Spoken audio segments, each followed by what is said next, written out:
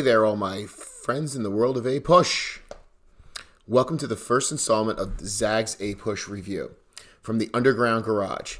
This segment will detail Faragher's Chapters 6 and 7, concentrating on mostly period 3, 1754 through 1800. We're really concentrating on 1754 through 1783, if you're thinking in your APUSH time frame. Okay, let's get started. Got the glasses on for this. Here we go. This is the first of many to come. Hope you enjoy. Sit back, relax. All right, let's get going. So we need to look at the British colonial experience roughly from 1700 to 1754 before we get into this. All right, so we're talking about the British colonial experience, and we're ending with really the problems that America is going to face now that they are a new nation. So this time period of happiness.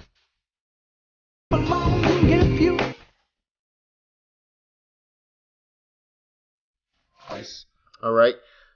Well, if you consider colonialism happiness, but they did at this time.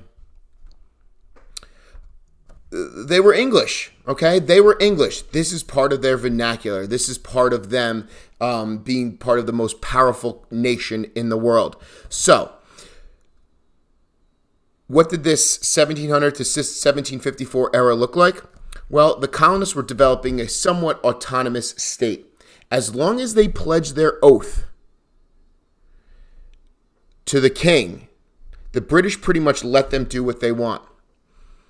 Usher in the political, social policy of, yes, you all know this, salutary neglect. Bam! Okay, our favorite topic. Well, arguably the other one maybe could be mercantilism, but it's one of those two favorite topics of the colonial era. So, the British basically ignored this. The British were ignoring the American colonists to some extent. They let them, have their freedom. They gave them the keys to the car, and they didn't give them a curfew. So there was a sense of lack of monarchy going on in the colonies. Nobody breathing down their necks, so to speak. The colonists began developing, as a result of this, their own system of governments. Remember, everybody that mostly came to the colonies by this time period, all right, it's not like it was overnight. So you're talking 4 or 5 generations deep of colonial America. And this part of this whole notion of our historical theme here, the American identity. That's what we're looking at here. We're sowing the roots of the American identity. So the colonists begin developing their own system of government, separate from England. But in addition, these governments were confined to individual colonies. There was no unified colonial front during this time period. Okay, they were acting as if they were 13. Georgia comes in 1733. 13 separate colonies that were divided, just totally regionalized as a result of their, yes, you guessed it, geography. So these governments became autonomous, and they dealt with their own internal legislative needs. Our example here, our case study is the Virginia House of Burgesses.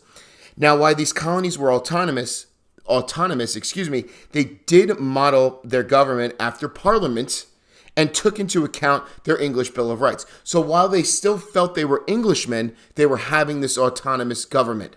All right, so it was like they were trying to get like the best of both worlds.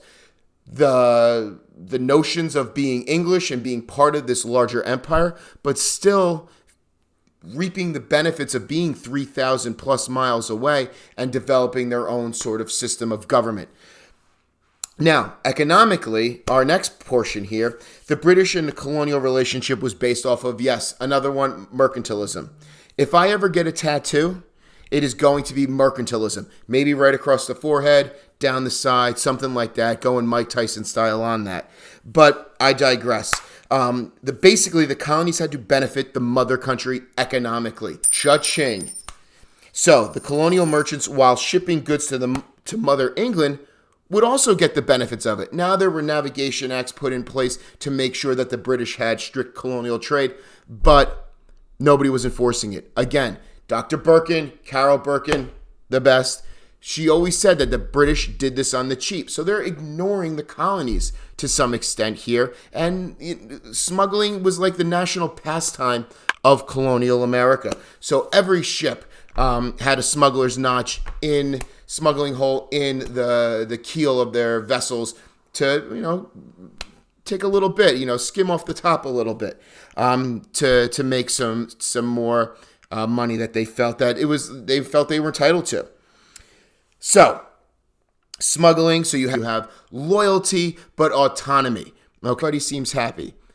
But then we had to push west of the Appalachian Mountains, didn't we? You had to go for the prize. What was the prize? The Ohio River Valley. That's when we bring in the French and Indian War. So what we like to call the Zagaryism of the French and Indian War is the aha moment of America and the national identity. We don't need to go into the deep battles of the French and Indian War, but just know that this is the aha moment of America and the national identity. So this is the first time that the British regulars are coming to the American colonies. So you have British regular troops, their officers, and other types of government officials, and they start to see what's going on in the colonies, and like, wait, time out, okay, blow the whistle. Like, this is not England. This is like a free-for-all over here. There's a bunch of cowboys before that term was even widely used in America, so to speak. But they felt a true disconnect between them and England. So after the victory against the French, well, guess what? The British won. The British won, and you know how much money it costs to win a war 3,000 miles away?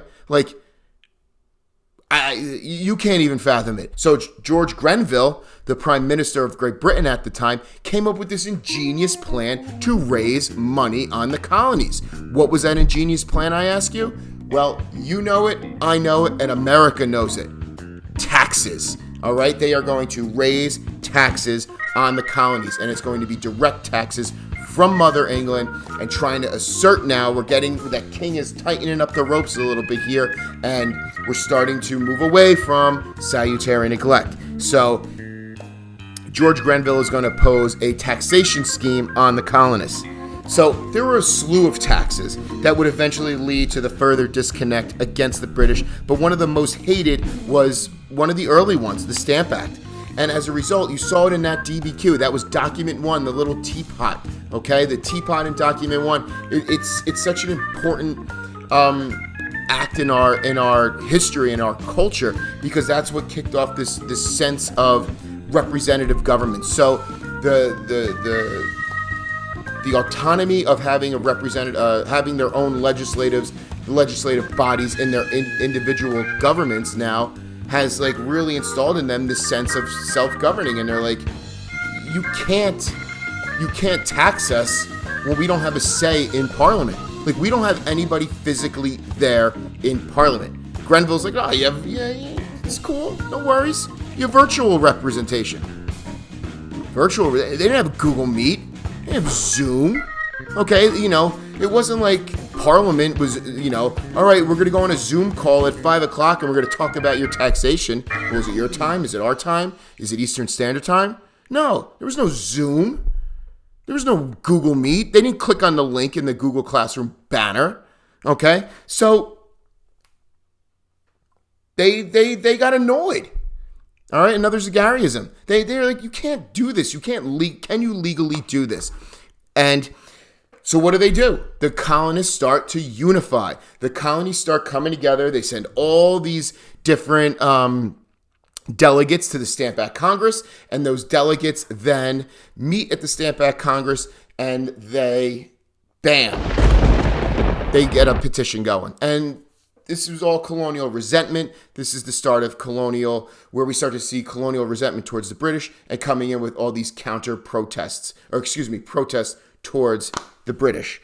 Now, with the slew of taxes and the protests that followed, I should also say that they actually erected a statue of King George after he repealed the Stamp Act, because the petition got to the king. They repealed the Stamp Act, and what you start to see is like, tax. Okay, you don't like it, repeal. Well, what do you want? All right, well, tax this. Nope, we're going to repeal that. Okay, so you got to pay taxes. But they erected this huge statue of King George on the horse, which is going to have its issues come 1776. Now, with the slew of taxes and protests that followed, the colonists still felt that they were part of the British Empire. And the majority of colonists could not think about independence. So they were not, in the early 1770s, the notion of 1760s, 1770s, the notion of independence was out there, radical. They wanted to protest and work towards their natural right, okay, of government for the people. Think about Locke and all the other Enlightenment ideas are starting to influence American colonists. The true notion of independence doesn't come till really 1776. This is even after the First Continental Congress meets, after Lexington and Concord, okay, after like the first armed engagement. So they still, they send out the Olive Branch petition after Lexington and Concord. So they're still vying for peace. But then Thomas Paine sends out his one of the most influential pamphlets in American history, Common Sense. And he lays it out in the vernacular of the American colonists on their reading level of why he thinks that independence is the only way at this point. And it's just full of enlightenment. By 1776, July 4th, we all know what happens. Oh, so it's not just 4th of July? Oh, so there's more reasons why you go to the beach.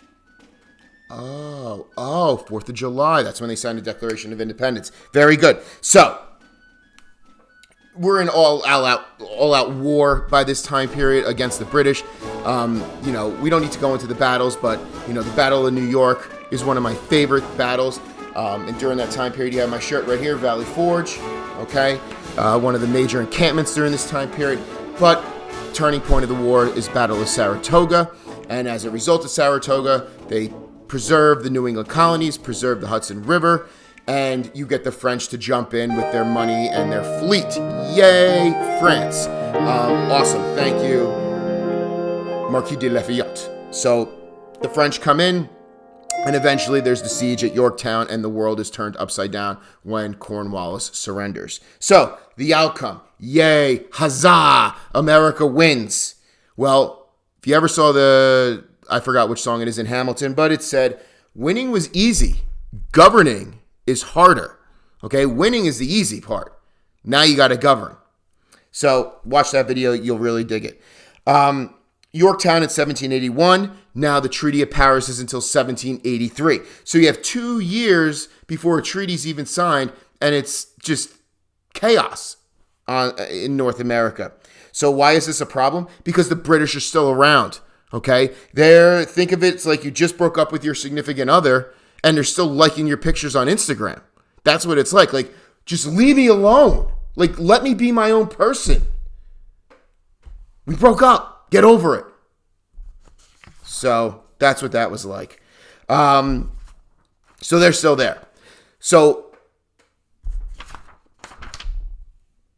they have the Articles of Confederation in place, and they are so weak. So weak.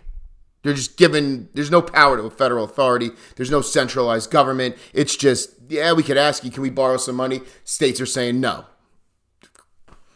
So the Articles of Confederation are weak. The soldiers, the officer specific, want their pension monies, and Congress rejects them. So you got to look at the Newburgh Conspiracy for that one. Again, winning was easy. Governing is harder. Washington does not side with the officers, so that's a whole other ordeal. And then you also had problems in the West. So the West, it was wild and filled with issues. Okay, the West is not like California. All right, the West is like Ohio and Pittsburgh and west of the Appalachian Mountains. So the British are still there. Again, they're causing trouble with their Instagram posts. Still liking it. Like, get over it. We won. We won. Can you see that? That's my Hamilton bobblehead. We won. So the West is wild, filled with issues. The British were still there and encouraging Native Americans to attack American settlers.